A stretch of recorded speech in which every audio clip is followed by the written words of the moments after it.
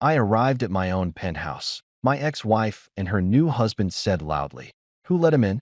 He's like mold. Keeps coming back." I didn't answer. Security came running to escort them out, not me. They couldn't understand what just happened. The elevator chimed open on the 42nd floor, and I swear to God, you could have heard a pin drop in that lobby if anyone had been classy enough to own a pin instead of whatever knockoff accessories they were sporting that afternoon. The silence hit different too. Not the peaceful kind you get at a spa or a library, but the awkward, suffocating kind that happens when everyone simultaneously realizes they've been talking trash about someone who just walked into the room. I stepped out onto that polished marble floor in my navy Tom Ford suit, the one that fit like it was stitched by angels who minored in geometry, holding a coffee that cost more than my ex-wife's new husband probably spent on his last 3 haircuts combined. Maybe 4, if he was still going to that strip mall barber who thought fade, mint, make it patchy. I didn't rush. I didn't announce myself. I just walked, letting my dress shoes click against the floor with the kind of confidence that comes from knowing exactly who signs the checks around here. And spoiler alert, it's me. The lobby was packed with the usual suspects. Trust fund kids pretending to have jobs, retired lawyers pretending to have hobbies, and my personal favorite, people who spent more time in the building's gym taking mirror selfies than actually lifting anything heavier than their own egos. They were all staring now, faces frozen somewhere between confusion and that special brand of horror you get when you realize you might have severely underestimated someone. And then, of course, there she was. Jessica, my ex-wife, standing near the concierge desk like she owned the place, which was hilarious considering I literally own the place now. But we'd get to that fun little reveal in a minute. She was wearing one of those outfits that screamed, "I have money," but whispered, "I'm also 3 credit cards deep in denial."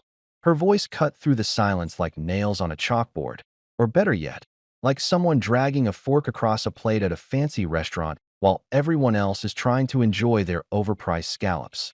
"Who let him in?" she announced loud enough for the people on the 41st floor to probably hear. "He's like mold. Keeps coming back no matter how many times you scrub it off." Oh, Jessica. Still dramatic. Still broke, even if she refused to admit it.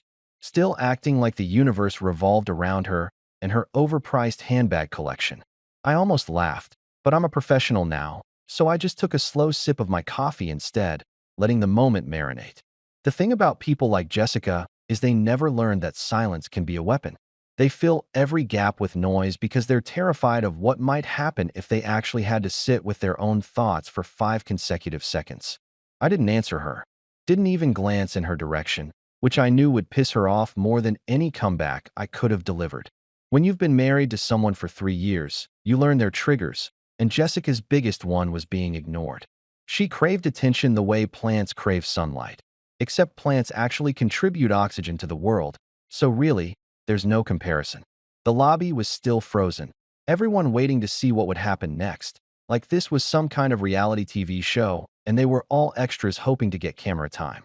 I could see Mark, the daytime concierge, practically sweating behind his desk, probably running through every possible scenario in his head and trying to figure out which one wouldn't get him fired. Poor guy.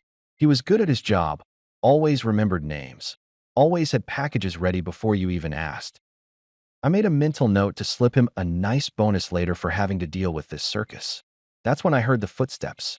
Heavy, purposeful, the kind that belonged to people who got paid to solve problems. Security. 3 of them, actually, all wearing those crisp uniforms that made them look like they moonlighted as Secret Service agents. They moved through the lobby with the kind of efficiency that suggested they'd done this before, though probably not under these exact circumstances. The crowd parted like the Red Sea. Everyone suddenly very interested in their phones or the abstract art on the walls that nobody actually understood, but everyone pretended to appreciate. Here's where it got good. Here's where karma showed up fashionably late, but with impeccable timing. The head of security, a guy named Frank who'd worked in the building for 15 years and had probably seen every kind of drama imaginable, walked straight past me. Didn't even pause. Just gave me a slight nod. The kind of nod that said, "We're cool, boss," and continued right toward Jessica and her new husband, whose name I think was Rick or Dick or something equally forgettable. The guy had the personality of unsalted crackers and the spine of a chocolate eclair. "Good evening, Mr. Hart," Frank said, his voice carrying across the lobby with perfect clarity. "We'll escort the unauthorized guests out now." I watched Jessica's face cycle through about 17 different emotions in the span of 3 seconds. Confusion came first, then disbelief, followed by the dawning horror of someone who just realized they'd been playing checkers while everyone else was playing chess. Her jaw dropped so fast I thought I heard gravity actually clap. Or maybe that was just the sound of her pride shattering into a million tiny pieces on that expensive marble floor. Rick tried to puff his chest out, tried to do that thing insecure guys do when they want to seem tough, but don't actually know how to be tough. It deflated about halfway through, like a balloon someone had forgotten to tie properly. "Now wait just a minute," he started, but Frank was already gesturing toward the elevator, and the other two security guards had positioned themselves in that way that made it very clear this wasn't a negotiation.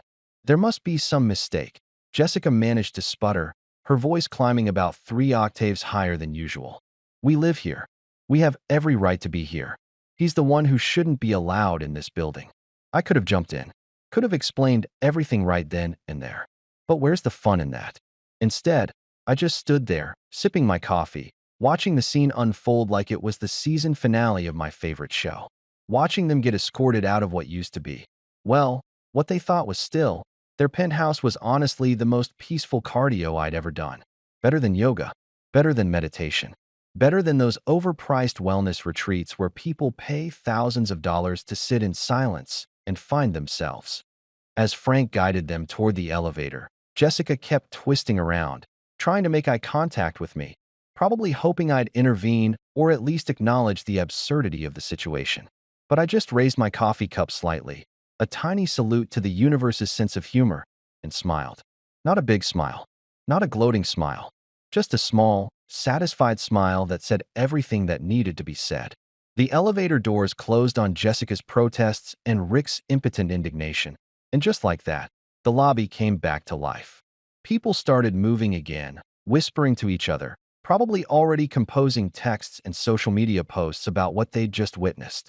Mark behind the concierge desk looked like he'd just survived a near-death experience, and I made my way over to him. "Interesting afternoon," I said casually. Mark managed a weak smile. "Welcome home, Mr. Hart. Welcome home indeed."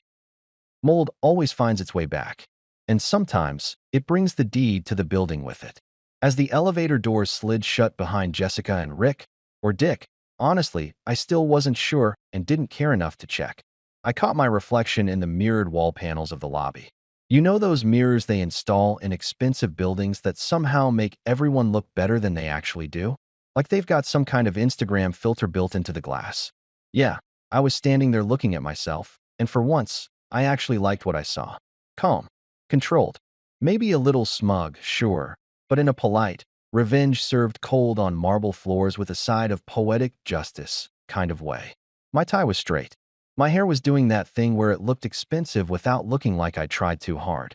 Even my posture screamed, I've got my life together and a decent investment portfolio. 2 years ago, almost to the day, those same people, Jessica and her crew of enablers and social climbers, had kicked me out of this exact building.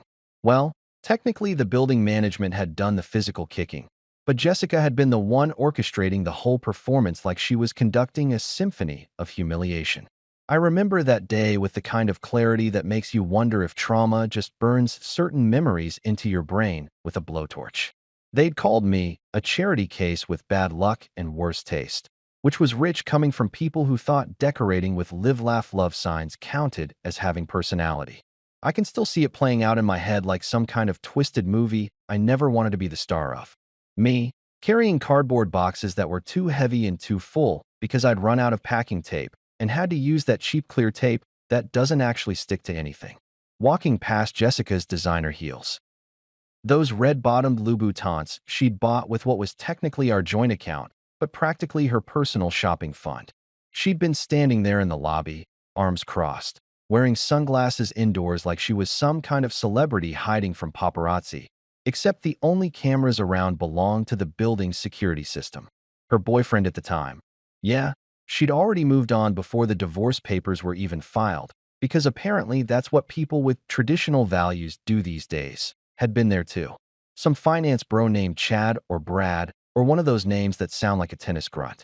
He was wearing a polo shirt with the collar popped, which should be illegal in all 50 states. And he had this smirk on his face like he'd just won a championship he didn't even know he'd entered. The guy had the personality of a wet cardboard box and the emotional depth of a parking lot puddle. But apparently, he had enough money to make Jessica forget about little things like loyalty and marriage vows. Need any help packing? He'd asked, that smirk getting wider, and I could hear the condescension dripping off every word like syrup on pancakes. Except this syrup was poisoned and the pancakes were made of spite. I'd looked at him, looked at Jessica, looked at the boxes in my arms, and said the only thing my pride would allow me to say at that moment. No. Just that.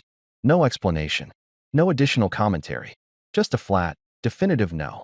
Because even when you're at rock bottom, even when you're being escorted out of what used to be your home by security guards who are trying really hard not to make eye contact, you've still got to have some standards.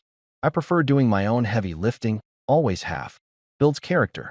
Also prevents you from owing favors to people who would absolutely hold it over your head for the rest of your natural life. The lobby had been full that day too, packed with residents and their guests, all of them watching the show like I was the afternoon's entertainment. Some of them had the decency to pretend they weren't staring, suddenly becoming very interested in their phones or the potted plants that probably cost more than my car at the time. Others just straight up gawked, probably already mentally composing the text messages they'd send to their friends about the poor bastard getting kicked out. I'd made 3 trips up and down that elevator, each one more humiliating than the last, and by the end of it, my back was killing me, my pride was demolished, and I'd sworn to myself that if I ever made it back, it wouldn't be as someone's charity case or pity project. Now here I was, standing in that same lobby, except this time the name on the building's deed was mine. Adrian Hart. Not Reynolds Tower anymore. They'd renamed it Hart Tower about 6 months ago, right after the acquisition went through and all the legal paperwork got sorted out. I'd kept it quiet, didn't make a big announcement, didn't throw some tacky party with champagne fountains and ice sculptures. Just changed the name and updated the official records like you'd update your phone number. Clean. Professional. Understated. Funny how property transfers and karma share a delivery schedule. Like they're both using the same cosmic Amazon Prime account, and someone finally paid for expedited shipping. I walked over to the seating area where they had those uncomfortable modern chairs that looked like art installations but felt like sitting on geometric punishment. Nobody was sitting in them. Nobody ever sat in them, because they were designed by some minimalist architect who'd apparently never experienced the human need for lumbar support. But they photographed well, and that's what mattered in buildings like this. I set my coffee down on the glass table, watching the condensation ring form, knowing the cleaning staff would wipe it away in approximately 4 minutes, because that's how often they did rounds in the lobby. Mark was still behind the concierge desk, trying to look busy but obviously dying to say something. The guy had been working here since before I'd moved in the first time, back when I was still married and still naive enough to think expensive zip codes meant something about your worth as a person. He'd always been decent to me, even during the eviction, which is more than I could say for most people in this building. Hell of a thing, huh? I called over to him. He glanced around like he was checking for witnesses, then walked over, lowering his voice even though the lobby was basically empty now. Mr. Hart, I've got to say, I've been working in luxury buildings for 23 years, and I've never seen anything quite like that. Like what? The eviction then, or the eviction now? Both. Neither. I don't know, man. He shook his head, and I could see he was trying not to smile.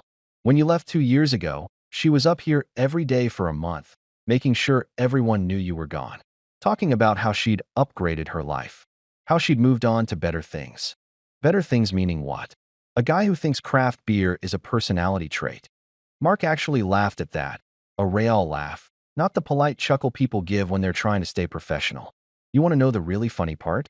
Last week, she was in the lobby on her phone, loud as always, complaining about the new building management. Said they were unreasonable and clearly didn't understand who she was. I wanted to tell her right then who signed my paychecks now, but Frank told me to let it play out naturally. Frank's a smart man. Give him a raise. You're the boss now. You can give him a raise yourself. Boss. Owner. The guy whose signature determined whether the lobby got fresh flowers daily or weekly. Whether the gym equipment got upgraded or stayed vintage. Whether certain former residents got to stay or got an express ticket to the curb. It was surreal, honestly. Like I'd stepped into an alternate universe where past Adrian had won the lottery and present Adrian was just catching up with the program. I picked up my coffee, which was still somehow the perfect temperature despite the chaos of the last 15 minutes.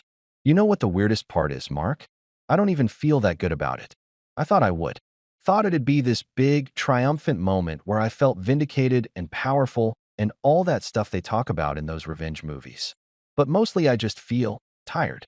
That's probably because revenge isn't actually as satisfying as people think, Mark said, leaning against the desk. It's just closure wearing a fancy outfit. When did you become a philosopher? 23 years watching rich people destroy each other in slow motion. You pick up things. I raised my coffee cup to him in acknowledgement. Mold doesn't just come back. Sometimes it comes back with the keys to the whole damn kingdom. Back then, I was broke. And I'm not talking about the cool, inspirational kind of broke that people romanticize in motivational Instagram posts with sunset backgrounds and quotes in cursive fonts. I'm talking about the real, unglamorous, checking your bank account 3 times hoping the numbers magically changed kind of broke. The kind where you're living off instant noodles and what I like to call please wait till payday energy, which is basically just anxiety with a countdown timer attached. I was so broke I started recognizing the cashiers at the dollar store by name, and they started recognizing me, which is never a good sign when you're a grown man buying off-brand cereal and wondering if store-brand toilet paper is really that much worse than the fancy stuff. Jessica had taken everything in the divorce, and I mean everything.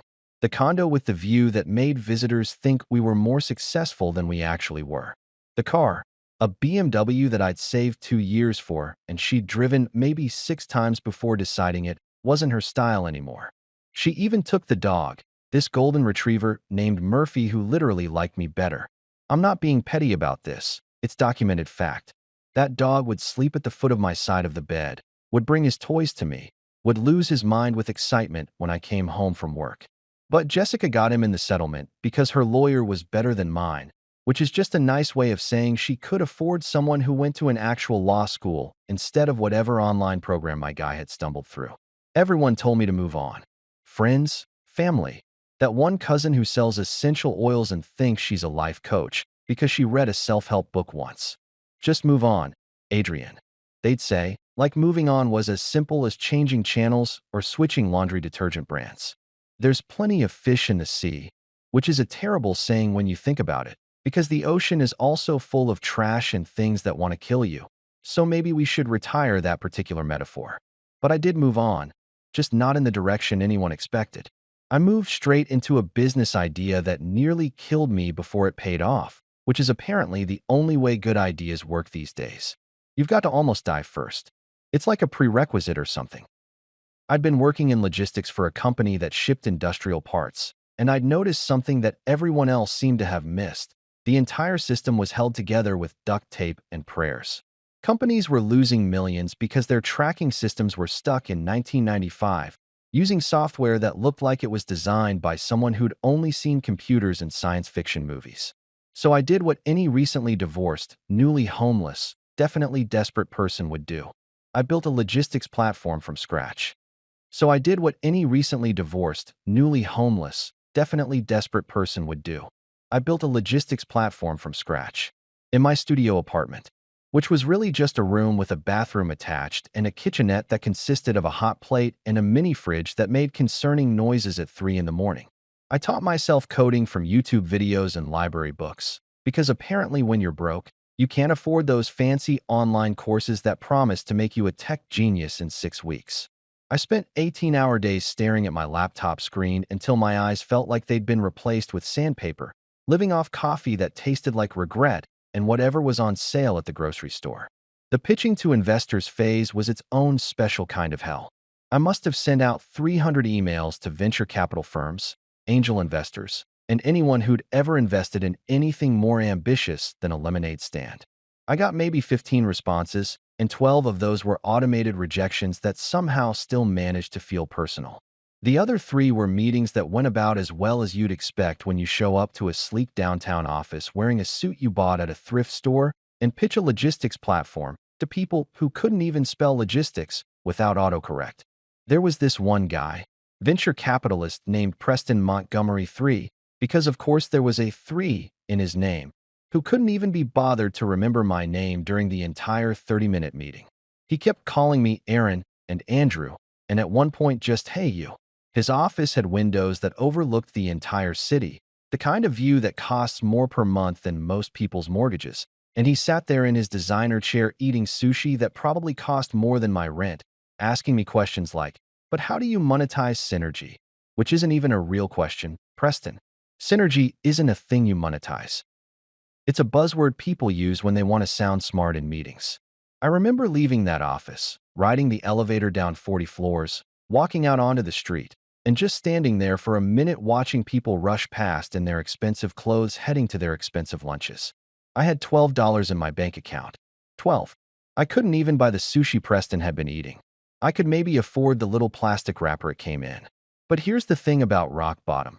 And this is going to sound like one of those inspirational posters they hang in corporate offices next to the dying plants.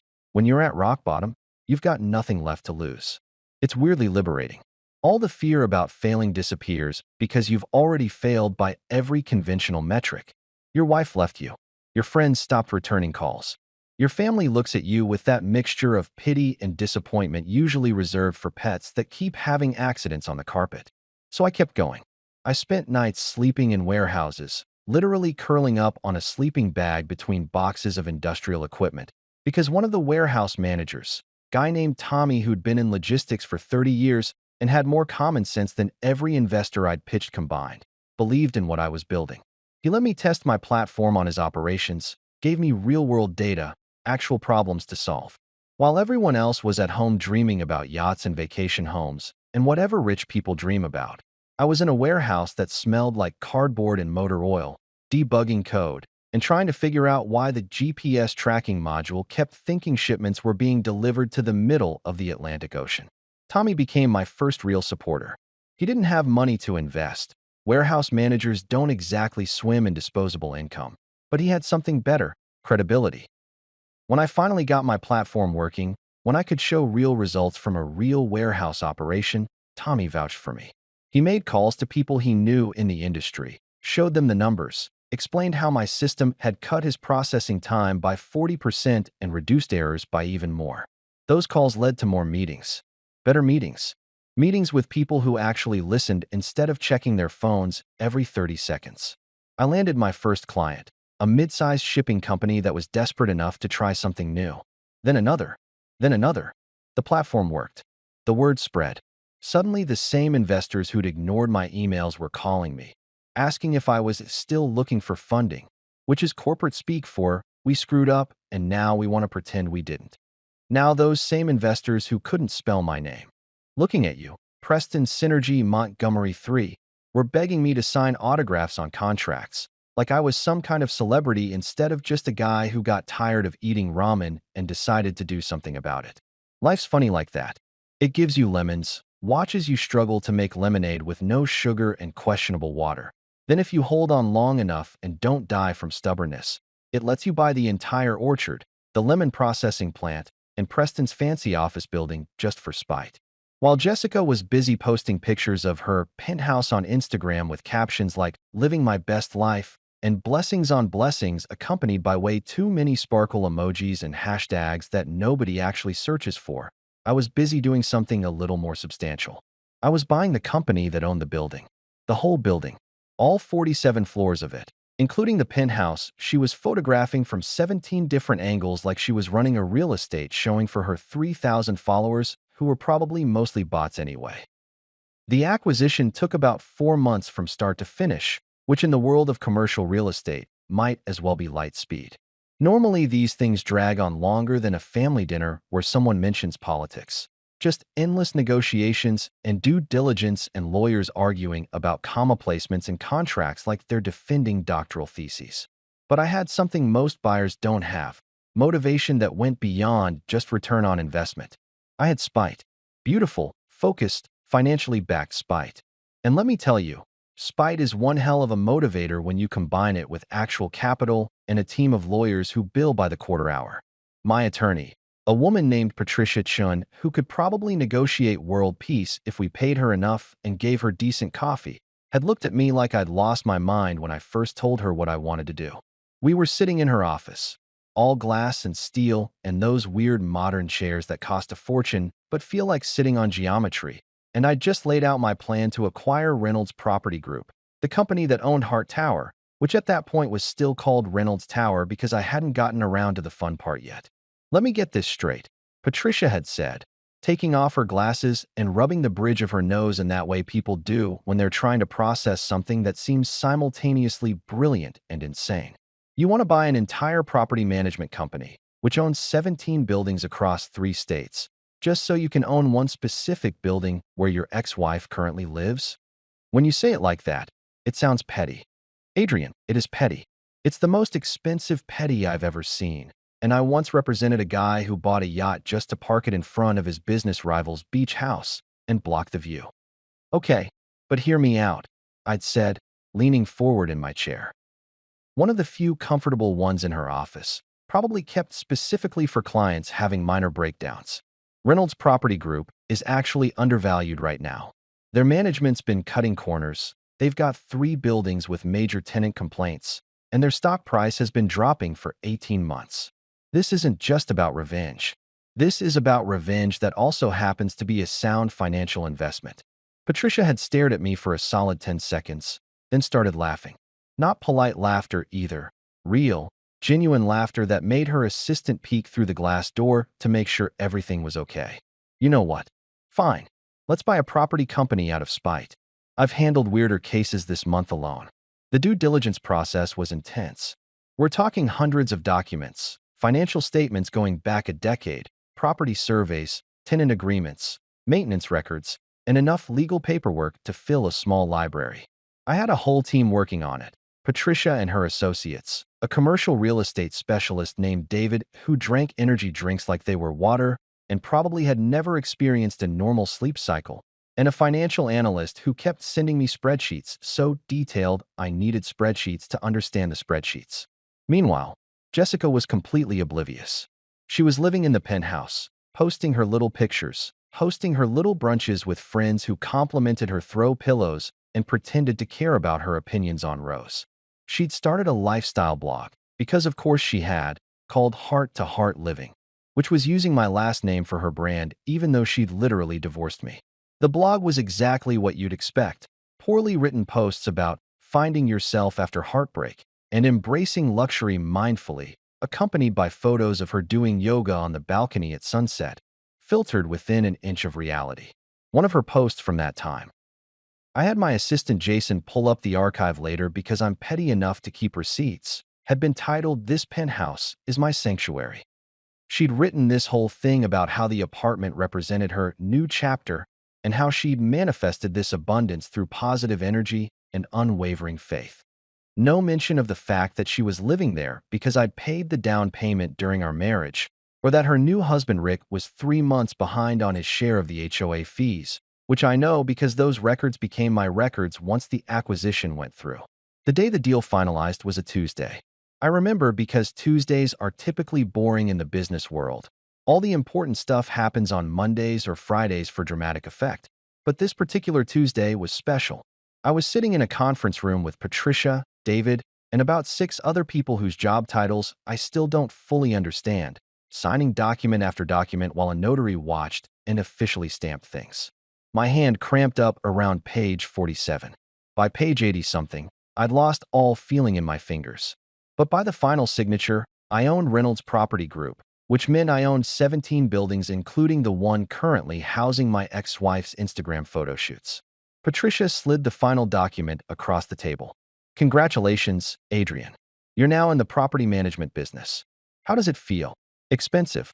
My hand hurts. Is there champagne? There's always champagne when someone spends this much money. She produced a bottle from somewhere.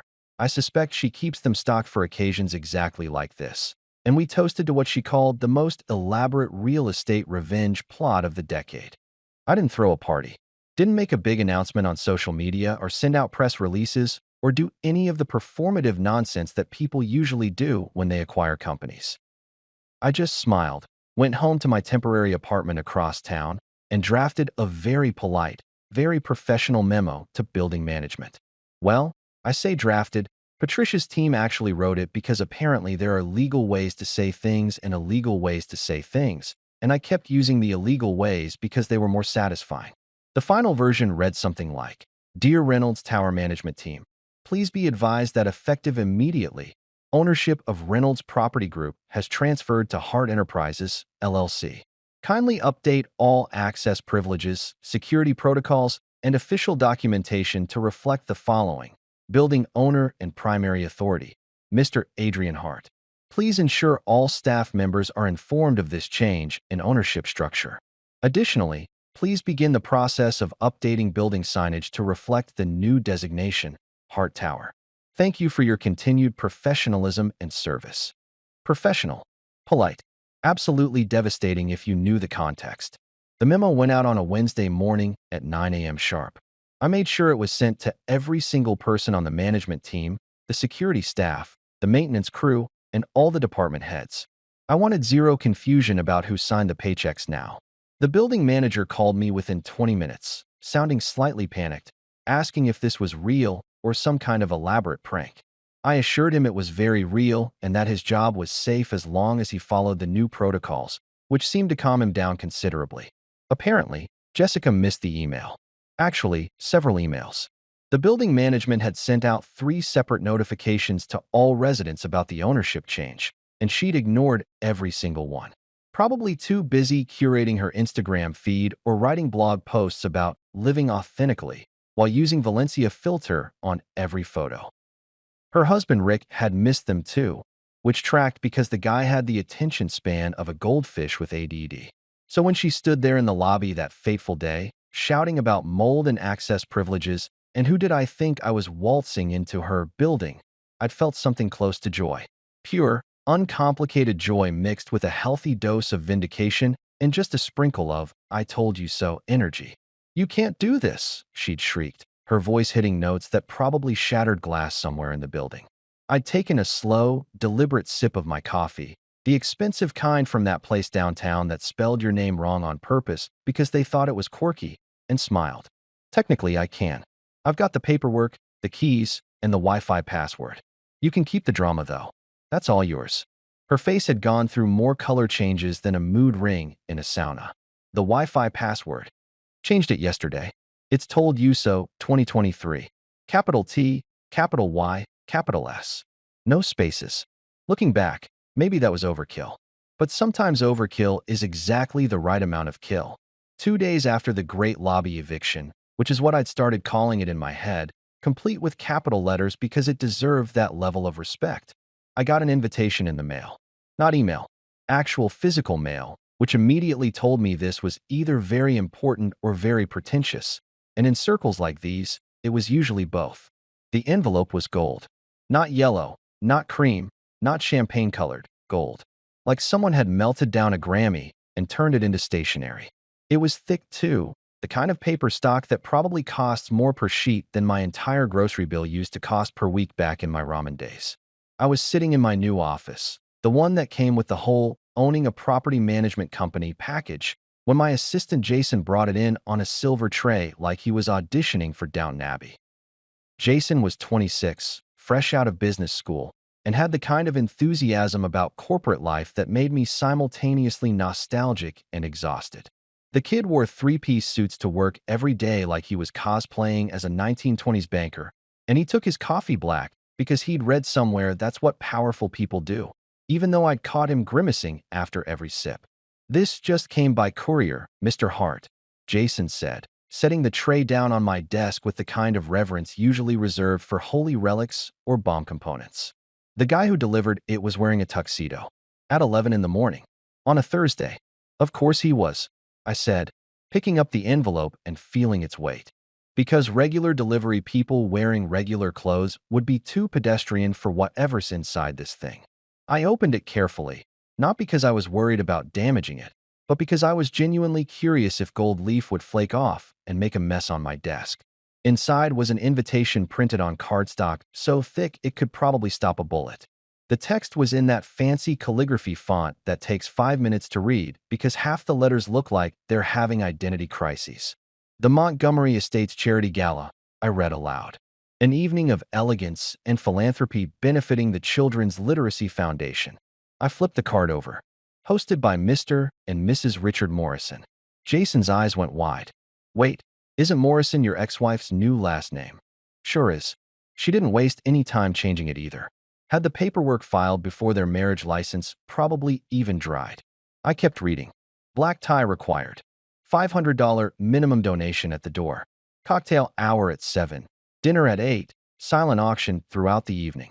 I noticed the smaller text at the bottom and actually laughed out loud. Headline sponsor, Hart Enterprises. I'm sorry, what? Jason moved closer to look at the invitation himself. You're sponsoring a gala that your ex-wife is hosting. Apparently. Though I don't remember signing off on this particular charitable donation. I pulled out my phone and called Patricia, my lawyer, who answered on the second ring because she's pathologically punctual about everything. Please tell me you didn't do something impulsive, she said instead of hello. Why does everyone assume I'm impulsive? I'm very measured, very thoughtful. You bought an entire property company to evict your ex-wife. That was measured spite. Completely different. I put the phone on speaker so Jason could hear. Did we sponsor something called the Montgomery Estates Charity Gala? I heard papers shuffling on her end. Oh, that. Yes. Reynolds Property Group was locked into a 3-year sponsorship agreement with the Montgomery Foundation. It was in the acquisition paperwork, page 237, section 14, subsection C. We inherited all their charitable obligations. So I'm paying to sponsor an event hosted by Jessica and her new husband. Technically, Hart Enterprises is paying. But yes, essentially you're funding your ex-wife's social climbing event. The contract stipulates headline sponsor status, which includes your name, or in this case, your company's name, on all promotional materials, the website, and a banner at the venue. You're also entitled to a VIP table, premium seating, and a speaking opportunity if desired. Jason was trying not to laugh. I could see his shoulders shaking. How much are we paying for this privilege? I asked. $50,000. Jesus. It's tax deductible, Patricia offered. And the Children's Literacy Foundation is actually legitimate. They do good work. So at least your money's going somewhere useful, even if the hosts are. Human migraines in designer clothing? I was going to say challenging, but that works too. After I hung up, Jason was full-on grinning. Are you going to go? Oh, I'm absolutely going. You don't pay 50 grand to sponsor an event and then skip it. That's just poor return on investment. I looked at the invitation again, noting the date. Saturday night, 3 days away. Make sure my tuxedo's cleaned. The Armani one, not the one I wore to the Henderson merger meeting. The one that costs more than my car. That's the one. Also, clear my Saturday evening. And call the venue. What's it say here? The Grand Ballroom at the Lexington Hotel, and confirm my VIP table placement. I want to make sure I'm visible, but not intrusive. Strategic positioning is key. Strategic positioning for what exactly? Jason, my young, innocent assistant. When you're the headline sponsor of an event hosted by people who recently tried to have you removed from your own building, you don't just show up. You make an entrance. You remind everyone in the room who's actually writing the checks. You be so professionally polite and impeccably dressed that it's impossible for anyone to criticize you without looking petty. That sounds exhausting. It is, but it's also extremely satisfying. The next 3 days were a blur of preparation that would have made military strategists jealous. I had my tuxedo cleaned, pressed, and tailored because apparently I'd lost weight since the last time I wore it. Turns out stress and success are both great for your waistline. I got a haircut from a barber who charged more per hour than some lawyers and had opinions about my sideburns that he shared whether I wanted to hear them or not. I even bought new shoes, these Italian leather things that cost roughly the same as a used motorcycle, but made me feel like I could walk on water or at least on ballroom floors with extra confidence. Saturday evening rolled around with the kind of dramatic timing that only happens in real life when the universe is feeling cinematic. I showed up at the Lexington Hotel at 7:15. Not too early to seem eager, not too late to seem rude, right in that sweet spot of fashionably punctual. The valet parking area was packed with cars that cost more than houses. Bentleys, Maseratis, a Rolls-Royce that probably had its own insurance policy separate from the owner's life insurance. I pulled up in my Aston Martin, recently acquired, tastefully understated in midnight blue, the kind of car that doesn't scream, "Look at me," but whispers, "I could buy and sell you before dessert." The valet was a kid who couldn't have been more than 20, and his eyes went wide when he saw the car. "Holy," he started, then caught himself. "I mean, good evening, sir. Beautiful vehicle. Thanks. Try not to scratch it. It's leased." It wasn't leased. I owned it outright. But there's something about keeping people slightly off balance that I've come to enjoy. I handed him the keys and a $50 bill, then walked toward the hotel entrance where other guests were arriving in clusters, all of them dressed like they were attending the Oscars or a royal wedding. The men wore tuxedos that probably came with instruction manuals. The women wore gowns that defied physics and probably required engineering degrees to put on correctly. And there, right at the entrance, greeting guests with champagne smiles and calculated warmth, stood Jessica and Rick. She was wearing red. Of course she was wearing red, because Jessica believed in making entrances even when she was the host, and technically supposed to be welcoming people, not upstaging them. The dress probably cost more than my first car, which admittedly wasn't saying much because my first car was a 1997 Honda Civic with a broken AC and a mysterious smell that never quite went away. Rick was in a standard tuxedo, looking like every other finance bro at every other formal event, forgettable in that aggressively conventional way. He had his hand on Jessica's back in that possessive gesture guys do when they're insecure about something, which in his case was probably everything. Jessica saw me before I reached the entrance. I watched her face go through that same carnival of emotions I'd seen in the lobby: confusion, recognition, disbelief, and finally that special kind of horror that comes from realizing you've been outplayed at your own game. I smiled. Not big, not gloating, just pleasant and appropriate, and walked up the steps in my tailored Armani tuxedo, wearing shoes that cost more than her husband's monthly car payment. "Good evening," I said smoothly. "Beautiful venue. Thanks for having me." Her mouth opened. Nothing came out. Rick looked like he was trying to solve a math problem he didn't have the equation for. I walked past them into the ballroom and thought to myself, "Mold's back." And he brought better accessories. The ballroom was exactly what you'd expect from a venue that charged 10 grand just for rental space. Obscenely large, decorated within an inch of its life, and full of people who thought their net worth was a personality trait. Crystal chandeliers hung from the ceiling like expensive icicles, throwing light across the room in that calculated way that made everyone look slightly more attractive than they actually were. The walls were covered in that fancy silk wallpaper that costs more per square foot than most people's apartments, and there were flower arrangements so elaborate they probably required their own security detail.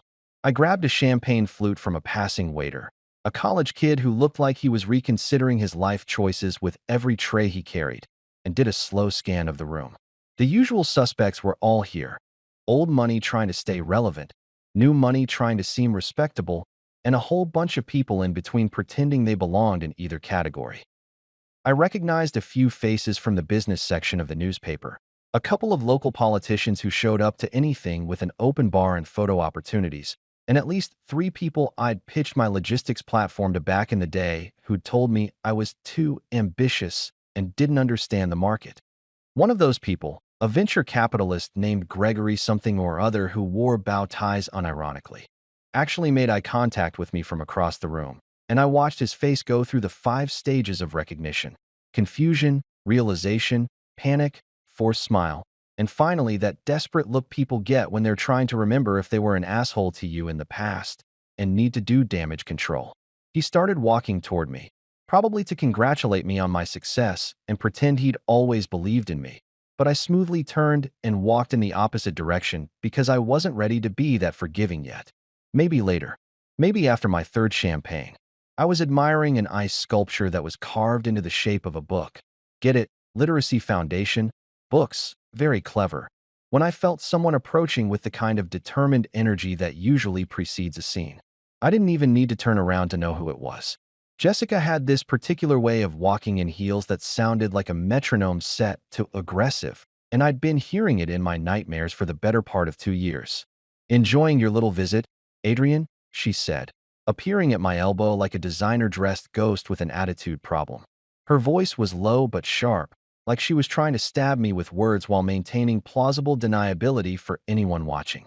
She was smiling too, that fake smile people use at formal events when they want to murder you, but can't because there are witnesses and photographers. I took a sip of my champagne before responding, letting her wait just long enough to be annoying. My building's nice this time of year. Glad you kept it clean while you were there. Her smile twitched. Just barely, but I caught it. Your building? That's rich. You showed up with money and a lawsuit. That doesn't make you the owner? Actually, that's exactly what it makes me. Money and legal documentation. That's literally the definition of ownership. I've got the papers and everything. They're very official. Gold seal and all. A woman in a purple gown walked past us, clearly eavesdropping, but pretending to be fascinated by the flower arrangements. Jessica waited until she was out of earshot, sort of, before continuing. You're pathetic. Coming here, to our event, just to gloat. I'm not here to gloat. I'm here because my company is the headline sponsor, which means I paid for about 40% of everything you're currently standing in front of. The flowers? Mine. The ice sculpture? Mine. That champagne you're white-knuckling? Also mine. Well, technically Hart Enterprises, but you get the idea. That's when Rick decided to make his grand entrance into the conversation, walking over with the kind of manufactured confidence that comes from drinking 3 martinis and forgetting you're not actually intimidating. He put his hand on Jessica's shoulder in that territorial way guys do, like he was claiming a park bench. Hart, he said, because apparently we were on last-name basis now. You think owning a few shares in a building makes you someone important? I turned to look at him fully for the first time that evening. He was wearing a tuxedo that fit okay, but not great, the kind you rent when you don't want to admit you rent things. His bow tie was slightly crooked, and there was already a small stain on his shirt that he probably hadn't noticed yet, but I sure did. Not someone, I said, keeping my voice pleasant and even. The landlord. Big difference. Someone is vague. Landlord is specific. I'm specifically the person who determines whether you get to keep living in what you incorrectly believe is your penthouse. Rick's face went through more color changes than a sunset time-lapse. He opened his mouth to respond, probably to say something about lawyers or rights or whatever script guys like him rehearse in the mirror, but he was interrupted by the sound system crackling to life. Ladies and gentlemen, a voice boomed across the ballroom, belonging to Charles Montgomery, the foundation's chairman and a guy who looked exactly like you'd imagine someone named Charles Montgomery would look. Silver hair, expensive tan, teeth that were definitely not the ones he was born with. If I could have your attention, please. We're about to begin the formal portion of our evening. The crowd started moving toward their assigned tables, which were marked with little cards that probably cost $50 each because everything at events like this cost $50 each. I noticed Jessica and Rick reluctantly heading toward the main host table near the stage, and I made my way to my VIP table, which was positioned perfectly, close enough to be prominent, far enough to maintain mystique. Sitting at my table were a few people I didn't know and one person I did, Margaret Shun, a board member of the Literacy Foundation and also, coincidentally, Patricia's aunt. She was in her 60s, wearing an emerald green dress, and had the kind of sharp eyes that suggested she'd already figured out exactly what was happening and was here for the entertainment value. Adrian Hart, she said as I sat down. I was wondering when you'd show up. My niece has told me very interesting things about you. Only good things, I hope. She said you bought an entire company out of spite. I told her that's the best reason to buy anything. Spite and revenge are excellent motivators. Much better than profit margins. I was starting to really like Margaret. Charles Montgomery continued his opening remarks, thanking everyone for coming, praising the foundation's work, throwing around statistics about childhood literacy that were probably accurate but delivered with the enthusiasm of someone reading a phone book. Finally, he got to the part I'd been waiting for. And now, I'd like to take a moment to thank our sponsors, particularly our headline sponsor, whose generous contribution has made this evening possible. He paused for dramatic effect, which is when I knew he'd been coaching this moment. Ladies and gentlemen, please welcome Mr. Adrian Hart, CEO of Hart Enterprises, the visionary entrepreneur who has not only revitalized Montgomery Estates, but has shown tremendous commitment to our community's youth literacy programs. The applause started, polite at first, then building as people realized they should probably seem enthusiastic about the guy who'd just dropped 50 grand on their charity event. I stood up, buttoning my jacket in that smooth motion you only get after practicing it way too many times in front of a mirror, and walked toward the small stage they'd set up at the front of the ballroom. I could feel Jessica's eyes burning holes in the back of my head. Rick was probably trying to calculate whether he could leave without causing a scene.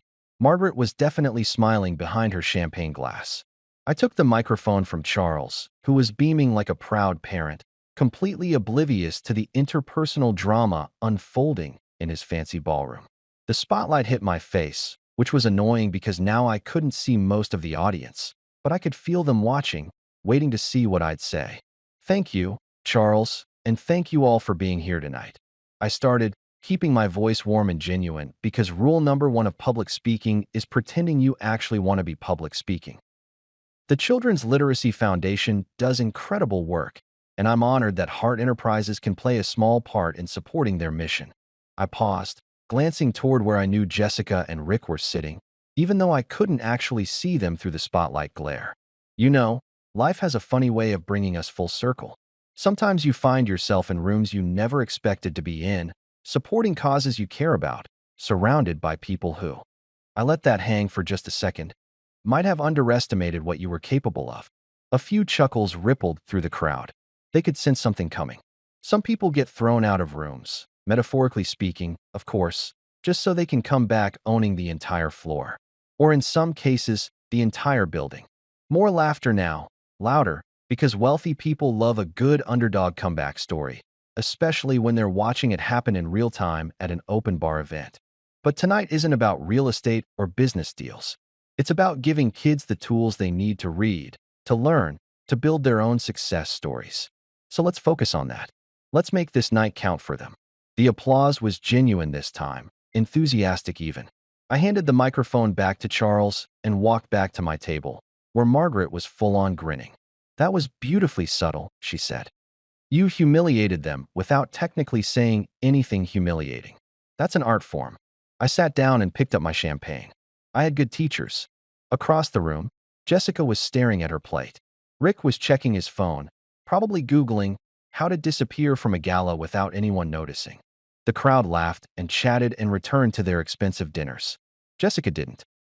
The formal dinner portion of the gala wrapped up around 10:30, which is the magical hour when rich people decide they've done enough charity for one evening and it's time to get properly drunk on someone else's dime. The silent auction had closed, the speeches had been delivered, and now everyone was migrating toward the various bars scattered around the ballroom like watering holes in a very expensive safari. The DJ? Yes, they'd hired a DJ for a literacy charity event, because nothing says supporting children's education like remixed pop songs from 2015, started playing something with too much bass that made the champagne flutes vibrate on their tables. I was standing near the champagne bar in the corner, the quieter one that most people hadn't discovered yet, because it was tucked behind a decorative column and required actually walking more than 15 feet from the main action. I'd learned a long time ago that the best conversations happen away from the crowds, and the best drinks get poured when the bartender isn't slammed with orders from people who can't decide between Pinot Grigio and Sauvignon Blanc like it's a life-altering decision. The bartender, a guy named Marcus who I'd been chatting with for the past 10 minutes because I'm not above being friendly to service workers, unlike most people in this room, was telling me about his plans to open his own cocktail bar when I felt that familiar presence approaching. You know how they say you can sense when someone's staring at you? It's like that, except it's less mystical and more that Jessica wore the same perfume she'd worn during our entire marriage, and my brain had been trained to associate that particular scent with incoming conflict. "Adrian," she said, appearing around the column like a red-dressed shark that had finally located its prey. Her hair was slightly less perfect than it had been at the beginning of the evening, and there was a tightness around her eyes that suggested the night wasn't going the way she'd planned. "We need to talk." Marcus, bless him, immediately found somewhere else to be, taking his bar towel and disappearing toward the other end of the bar like he'd just remembered urgent business with the ice bucket. Smart man. Probably had experience with domestic disputes masquerading as polite conversation. "We're talking right now," I pointed out, taking a sip of my champagne. It was good champagne too, The kind that doesn't give you a headache the next day because it costs more than most people's car insurance. Unless this is going somewhere specific, in which case, I should probably warn you I've already had 3 glasses of this stuff, and my filter is operating at reduced capacity. Jessica glanced around, checking to see who was in earshot. There were a few couples standing about 10 feet away, pretending to be interested in a painting on the wall that was probably worth more than a house, but looked like someone had sneezed colors onto a canvas.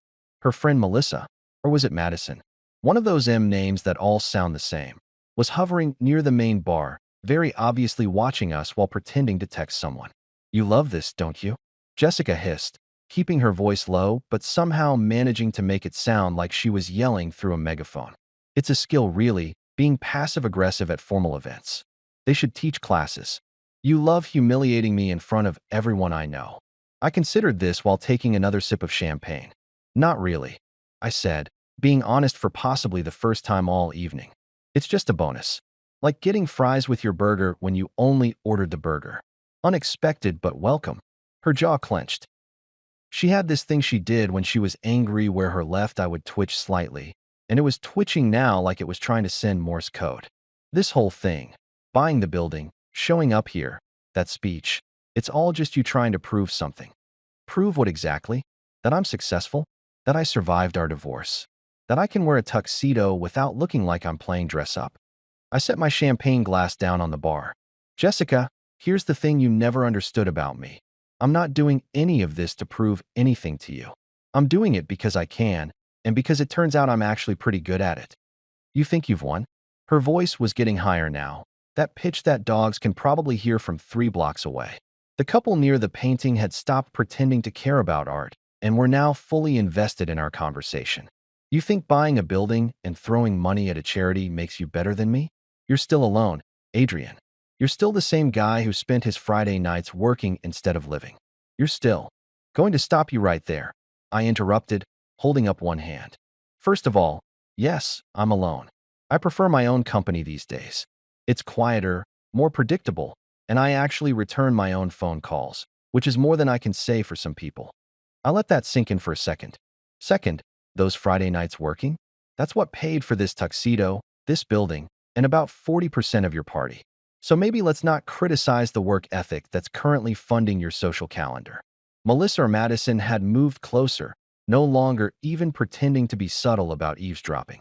She was wearing a silver dress that looked like aluminum foil had evolved into formal wear, and her expression was that perfect mix of scandalized and delighted that people get when they're witnessing drama that doesn't directly involve them. "My social calendar?" Jessica laughed, but it was that bitter laugh people do when they're not actually amused. "God, you really think this is about money, don't you? You think you can just buy your way into respect and happiness?" "I don't think I can buy happiness," I said calmly. "But I can buy excellent champagne, which is pretty close. And respect? That's earned, not bought. I earned mine by building something from nothing while you were busy redecorating the penthouse with my money and pretending you'd manifested abundance." That's when Rick showed up, because of course he did. The man had the timing of a sitcom character written by someone who peaked in the first season.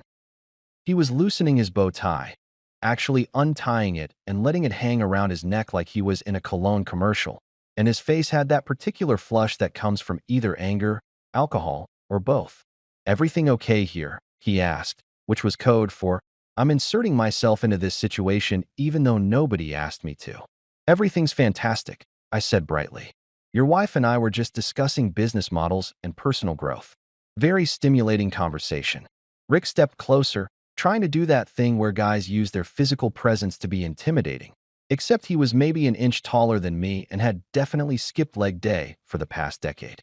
"You need to leave Jessica alone.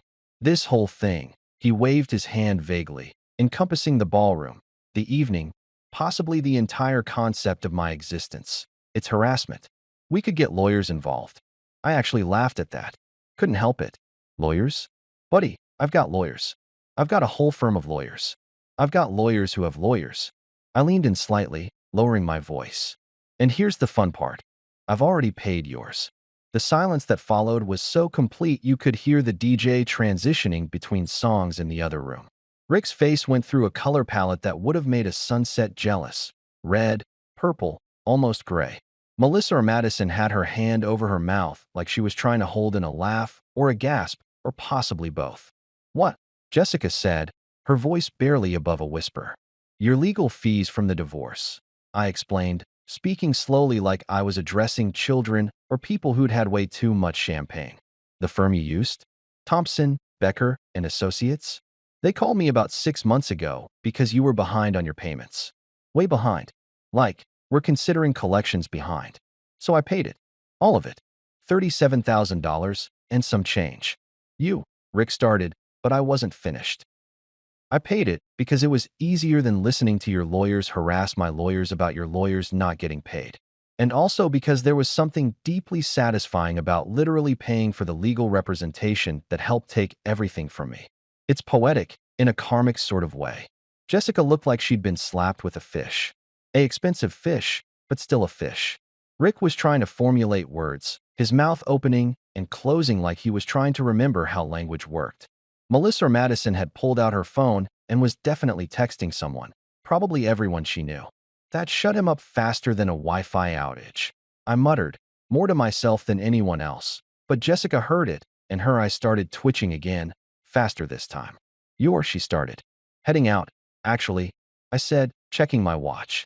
It was a Rolex, because at some point I decided if I was going to play the part of successful businessman, I might as well commit to the accessories. Early morning tomorrow. Conference calls with Tokyo. Very important business things that you wouldn't understand because you're too busy manifesting abundance or whatever it is you do now. I nodded to Marcus the bartender, who'd been watching from a safe distance and looked thoroughly entertained. Thanks for the champagne. It was excellent. Then I turned to Jessica and Rick. Thanks for the gala. The ice sculpture was a nice touch. Very literacy themed. And I walked away, leaving them standing by the champagne bar, surrounded by eavesdroppers and social ruin, in a party they'd hosted with my money. Sometimes the best revenge is just showing up and being yourself, especially when yourself is doing significantly better than expected. The Monday morning after the gala, I walked into my office at 8:30 with a coffee and what I thought was going to be a peaceful start to the week. I had 3 meetings scheduled, a contract review that needed my signature, and absolutely zero interest in dealing with drama. The universe, apparently, had other plans, because Jason was already at my door before I'd even set my briefcase down, holding his tablet like it was evidence in a murder trial and looking like he'd just witnessed a car crash in slow motion. We have a problem, he said, which is never how you want your Monday to start. Right up there with we need to talk, and did you get that email I sent at midnight? I hung up my coat, a cashmere number that cost more than my first month's rent back in the warehouse days, and sat down behind my desk. Define problem. Is the building on fire? Did someone embezzle funds? Did you finally admit that 3-piece suits in summer are a crime against comfort? Worse. He thrust the tablet at me like he was serving me a subpoena. You're trending on Twitter. Well, X, whatever we're calling it now. And not in a good way. I took the tablet and scrolled through what can only be described as a dumpster fire of public opinion. Someone, I had a pretty good guess who, had apparently spent their Sunday evening crafting a narrative that painted me as some kind of villain in an expensive suit. The hashtag heartless millionaire was trending locally, which would have been clever if it wasn't so stupid. The first article I clicked on was from some blog called City Elite Insider that I'd never heard of but apparently had enough followers to matter. The headline screamed in all caps, Adrian Hart stole building from ex-wife in elaborate revenge scheme. The article itself was a masterpiece of creative fiction, claiming I'd used insider deals and emotional manipulation to acquire Reynolds Property Group for the sole purpose of evicting Jessica and ruining her life. There were quotes from anonymous sources close to the situation, saying things like, he's obsessed with her, and this is clearly harassment disguised as business. Another article, this one from a slightly more legitimate news site, had gone with the angle, tech millionaire's messy divorce spills into real estate drama. It was more balanced, I'd give them that, but it still painted me as someone who'd let personal vendettas interfere with business decisions, which was only like 30% true if we're being honest. The Twitter, X, comments were even better. People who'd never met me, never heard of me before this weekend, had suddenly decided they knew exactly what kind of person I was. Typical rich guy behavior, one comment read. Can't handle rejection, so he uses money as a weapon. Another one said, imagine being so petty you buy a whole building just to kick out your ex small dick energy. That one had 3,000 likes. I handed the tablet back to Jason. Well, that's certainly a creative interpretation of events. Creative. Jason's voice cracked slightly. He was pacing now, which he did when he was stressed, wearing a path in the carpet that was probably going to be visible by the end of the day. Adrian, they're trying to ruin you. This is character assassination. We need to respond. We need to put out a statement, call our PR team, maybe get lawyers involved. Jason, take a breath. You're going to pass out, and I don't know CPR well enough to risk a lawsuit. But, sit down, I said, gesturing to the chair across from my desk. He sat, but he looked like a coiled spring ready to launch. Let them try. I've got better PR. Better PR? Adrian, have you seen these comments? People are calling you everything from a narcissist to a, he glanced at the tablet, capitalist sociopath with emotional constipation. That last one doesn't even make sense medically. I leaned back in my chair. The expensive ergonomic one that I'd bought after my back started protesting the warehouse sleeping bag days. You know what's funny about internet outrage? It has the attention span of a goldfish with ADHD. Give it 48 hours, and they'll be mad about something else. A celebrity will say something stupid, a politician will do something corrupt, someone will post a bad take about pineapple on pizza. This will blow over. And if it doesn't, then we'll deal with it. But we're not going to panic and make it worse by looking defensive. I pulled up my email on my computer, scanning through the morning's messages. About 40 of them were from reporters asking for comments, which I was going to ignore with the kind of professional detachment I'd perfected over the years. Also, I might have already handled it. Jason's eyes narrowed. What do you mean, might have already handled it? You know that meeting I had scheduled for 6 this morning? The one you thought was weird because who has meetings at 6 a.m. on a Monday? The one you wouldn't tell me about? That's the one. I pulled up a folder on my desktop, clicked on a document, and turned my monitor so Jason could see it. It was a press release from the Heart Foundation, a charitable organization I'd set up about 6 months ago, but hadn't really publicized because I'm not one of those people who needs a parade every time they donate money. This morning, I finalized a $3 million donation to build transitional housing for single fathers who are starting over after divorce or separation. Jason stared at the screen, his mouth slightly open. $3 million? $3 million. The complex will be built on that lot near downtown that's been sitting empty for 5 years. 12 units, fully furnished, subsidized rent for up to 2 years while the residents get back on their feet. Job placement assistance, counseling services, childcare support. The whole package. I've been working on it for months, but the timing to announce it just happened to work out really well. Jason started laughing, the kind of slightly unhinged laughter that comes from stress relief. You're using philanthropy as a PR counteroffensive? I prefer to think of it as doing something good that also happens to make me look good. Multitasking. I closed the document. The press release goes out in about, I checked my watch, 15 minutes. I've already got 3 news outlets ready to run with it, including that morning show that all the suburban moms watch while drinking coffee. By noon, the narrative shifts from heartless millionaire evicts ex-wife to successful entrepreneur gives back to community. Jason was scrolling through his tablet again, probably already seeing the early posts. This is actually brilliant. Evil, but brilliant. I prefer strategically benevolent. I stood up and grabbed my coffee, which had gone lukewarm but was still drinkable. Also, it's not evil if I'm actually helping people. Those 12 units are going to make a real difference for families who need it. The fact that it also makes me look good is just efficient resource allocation. By 10 a.m., the story had started to shift. I watched it happen in real time, which was fascinating in a slightly dystopian way. The same blogs that had been trashing me were now running articles with headlines like Heart of Gold, Millionaire's Secret Charity Work Revealed, and From Divorce to Philanthropy, Adrian Hart's Redemption Story. The Twitter narrative was changing too, with people suddenly remembering that maybe they shouldn't rush to judgment based on one-sided gossip.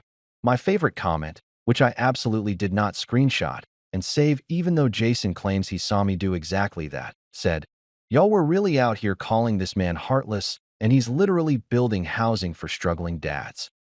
Maybe log off and touch grass." By lunchtime, Jason came back into my office with an actual smile on his face. Okay, I have to hand it to you. The story's completely flipped. Channel 7 just ran a segment about the housing project. They interviewed one of the architects and 3 people from the Single Fathers Support Network who are calling you a hero.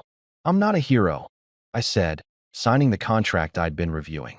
I'm just a guy with money who decided to use it for something useful instead of buying another car I don't need. Channel 7's anchor literally said, Adrian Hart, from divorce drama to community champion. You're untouchable now. I leaned back in my chair and allowed myself a small smile. No one argues with a man funding charity, especially when he owns their building's mortgage and has receipts for everything. Jason laughed. What about Jessica? She's got to be losing her mind right now. Probably, but that's not my problem anymore. I stood up and grabbed my jacket.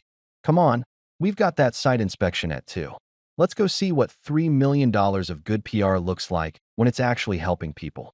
As we left the office, Jason said, You know, for someone who claims they're not into revenge, you're really good at it. That's because this isn't revenge, I said, hitting the elevator button. Revenge would be petty and temporary.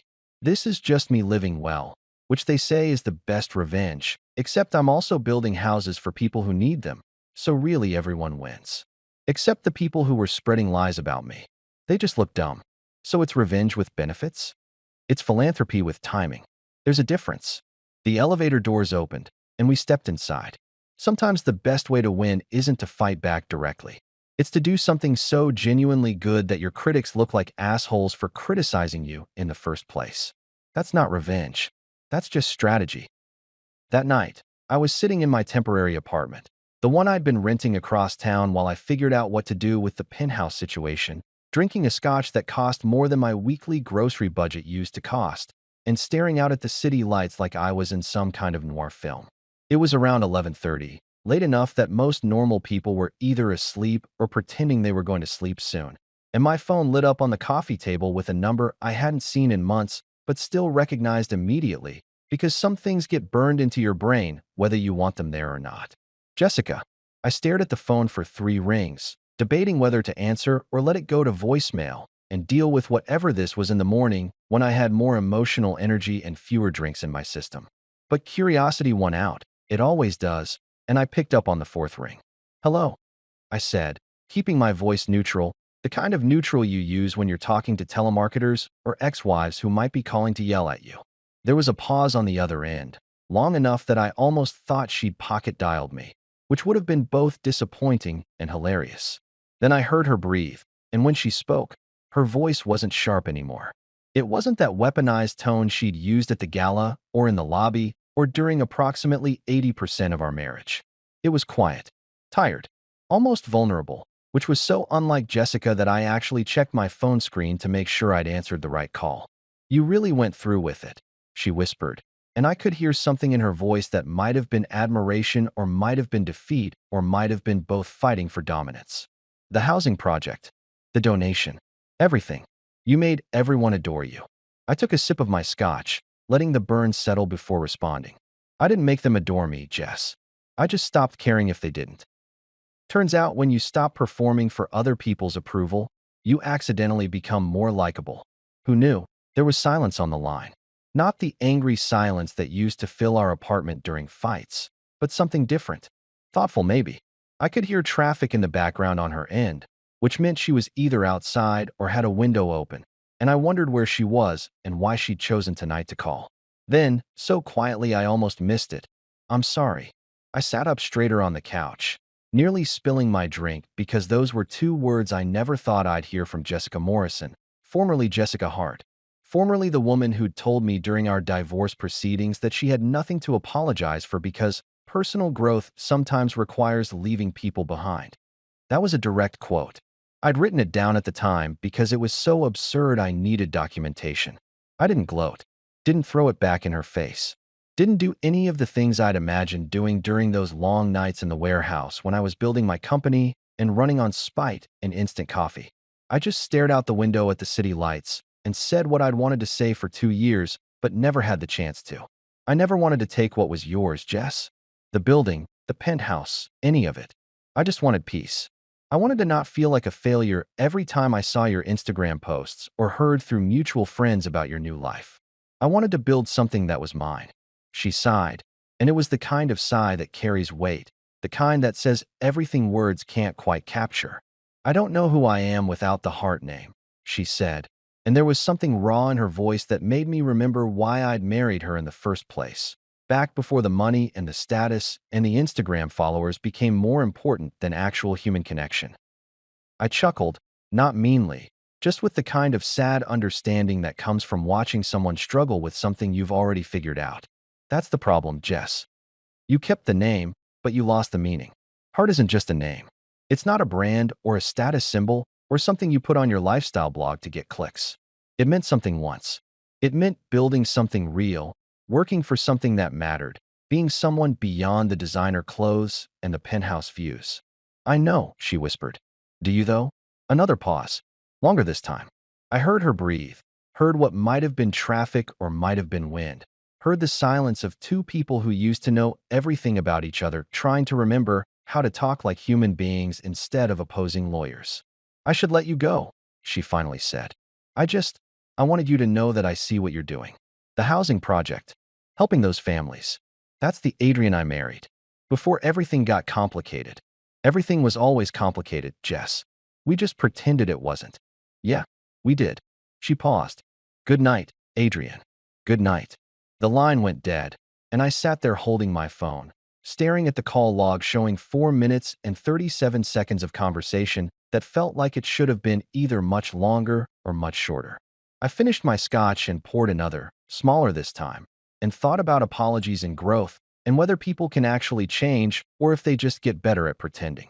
Maybe it didn't matter. Maybe the point wasn't whether Jessica was genuinely sorry or just performing remorse. Maybe the point was that I didn't need the apology anymore. I'd already moved on. A week after Jessica's phone call, I was back in the penthouse. My penthouse now, officially, legally, all the paperwork signed and filed and notarized by people who charge way too much to witness signatures. The moving company had cleared out all of Jessica's stuff the previous Tuesday. 3 guys who didn't ask questions and didn't make eye contact, just packed boxes and carried furniture like they were defusing bombs instead of relocating throw pillows that probably cost more than their weekly paychecks. I was standing by the floor-to-ceiling windows, the ones that overlooked the entire city and made you feel like a character in a movie about successful people with emotional problems, when Mark the concierge knocked on the door. He was holding a small envelope, the fancy kind that comes with wedding invitations or announcements that someone died and left you money. This just appeared at the desk, Mr. Hart, he said, handing it over with the kind of careful reverence people use when they're not entirely sure what they're delivering. No courier, no postage. Someone just left it with your name on it. I took the envelope, which was cream-colored and heavy, the kind of paper that suggested whoever sent it had opinions about stationery. Thanks, Mark. Hey, you settling in okay with all the changes around here? Better than expected, honestly. The new management structure is way more organized than the old one. Also, the coffee in the break room is actually good now, which is basically a miracle. I upgraded the coffee budget. Life's too short for bad coffee. After Mark left, I opened the envelope carefully, half expecting it to be another legal document or a passive-aggressive note from Jessica about something I'd forgotten to forward to her storage unit. Instead, it was a single card with handwriting I recognized immediately, even though I hadn't seen it in years. You earned this. Be proud. No signature. Just those 5 words in handwriting that looked eerily like my late uncle's. Uncle Martin, the man who'd raised me after my parents died. The same man who'd told me at my college graduation that I'd never amount to anything because I didn't have the killer instinct for real success. He'd been wrong about that, spectacularly wrong. But he'd been dead for 3 years, so I couldn't exactly call him up and gloat about it. I stared at the note for a long time, trying to figure out where it came from. Maybe someone found it in his old papers. Maybe Jessica had discovered it while packing and decided to send it as some kind of peace offering. Maybe I was losing my mind and imagining things because I'd been drinking too much expensive scotch and not sleeping enough. Didn't really matter, I decided.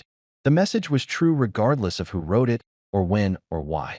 I walked back to the window, holding the note, looking out at the city that had once kicked me out and now spread below me like I owned it. Which, in a very specific real estate sense, I kind of did. At least this building. At least this moment. My reflection stared back at me from the glass. Older than the guy who'd carried boxes past Jessica's designer heels 2 years ago. Definitely more expensive looking in the tailored shirt and pants that fit like they were engineered by NASA, but maybe not that different underneath all the upgrades. Still the same person who preferred doing his own heavy lifting. Still the guy who'd rather work Friday nights than pretend to enjoy parties. Still someone who measured success and problems solved instead of zeros in bank accounts, even though the zeros were nice too. Calmer though. Older, sure, but also wiser in that way people claim to be in LinkedIn posts, but rarely actually are. I wasn't angry anymore. Wasn't running on spite and instant noodles and the desperate energy of someone trying to prove the world wrong. I'd already proved it. The building was mine. The company was thriving. The housing project was breaking ground next month. Jessica had apologized, or at least acknowledged reality, which was close enough. I wasn't after revenge anymore.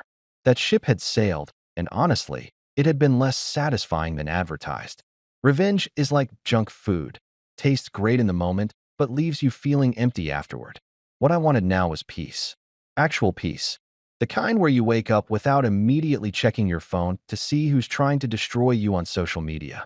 The kind where you can drink your overpriced coffee and look at your city view without mentally calculating how much you paid for the privilege. I raised my glass, scotch again, because some habits are worth keeping, toward my reflection in the window, and said quietly, to myself and the empty penthouse and maybe the ghost of Uncle Martin if he was listening, to mold. It grows, adapts, survives the scrubbing, and eventually owns the whole damn wall. My reflection smiled back. Not smugly, not victoriously, just peacefully. Outside, the city kept moving, lights flickering on and off as people lived their lives completely unaware that some guy in a penthouse was having a philosophical moment about fungus metaphors and personal growth. That was fine. They didn't need to know. This moment was mine. I'd earned it.